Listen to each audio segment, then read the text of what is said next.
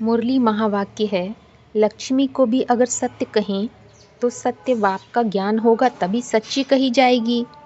नारायणी नशा ये पक्का है, जो ईश्वरीय ज्ञान में पक्के रहेंगे उनको नारायणी तो मिलेगी ही मिलेगी। नारायणी माना जो नशा है वो मिलेगा, और नशा प्योरिटी का होता है। तो प्रश्न पैदा होता है, नारायणी नशा गाया हुआ है, नारायण का नशा क्यों नहीं बोला? नारायणी नशा क्यों बोला गया? क्योंकि सबसे ऊंची कुर्सी होती है नारायण की, और नशा किसका चढ़ता है? उसी कुर्सी का।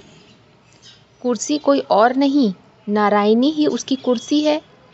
कुर्सी कहो, पद कहो, धारणा शक्ति कहो, क्योंकि सारी पढ़ाई किसके लिए? सारी पढ़ाई है ही पुरुष के लिए, पुरुषार्थी के लिए। जैसे आज की दुनिया में भी हद की अल्पकाल की कुर्सी मिलती है तो कितना नशा चढ़ जाता है, लेकिन वो अल्पकाल का नशा है, सोडा वाटर की तरह उतर जाता है कुर्सी छिन जाती है तो। लेकिन आध्यात्म में बेहद की कुर्सी माने स्थिति की बात है। कुर्सी माना सीट, जिसे स्थिति भी कह सकते हैं। उस ऊंचे से ऊंची चेतना की स्थिति के आधार पर अविनाशी नशा चढ़ता है 21 जन्मों का।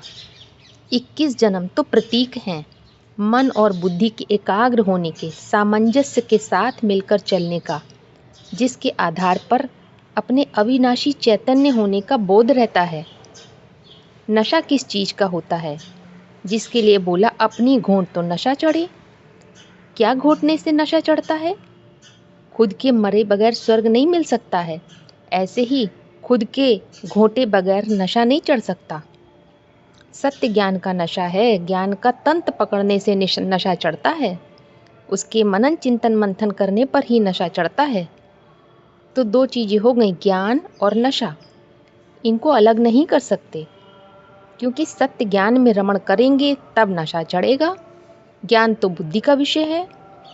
सत्य ज्ञान में बुद्धि के आधार पर निरंतर रमण करेंगे तो नारायण जैसी स्थिति बनती है, और जो नारायण होगा उसी को नारायणी नशा चढ़ेगा। ऐसे नहीं कह सकते कि नारायण कोई और बने और नशा किसी और को चढ़े, क्योंकि जो सत्य ज्ञान का चिंतन मंथन करके घोटेगा तो नशा उसी को चढ़ना चाहिए।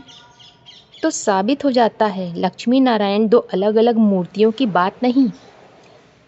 लक्ष्मी रूपी लक्ष्य को बुद्धि में स्वयं के लिए स्वीकार कर लिया तो उसका ऑब्जेक्ट रूपी रिजल्ट आता है निरंतर ज्ञान जल में रमण करने की स्थिति, जिसे नारायण बोला है। प्रूफ हो गया, प्रूफ पॉइंट है कि लक्ष्मी नारायण दो अलग अलग व्यक्ति के रूप में नहीं है, चेतना की स्थिति की बात है। इसीलिए महावाक्यों में बोला तुम्हारी एम ऑब्जेक्ट है ज्योतिर्लिंगम बनना, पाप समान। माना आत्मा ज्योति बन जाए और शरीर में रोम रोम में ज्ञान की रोशनी समा जाए। यह है लक्ष्मी नारायण का कंबाइंड रूप। BCD 2885।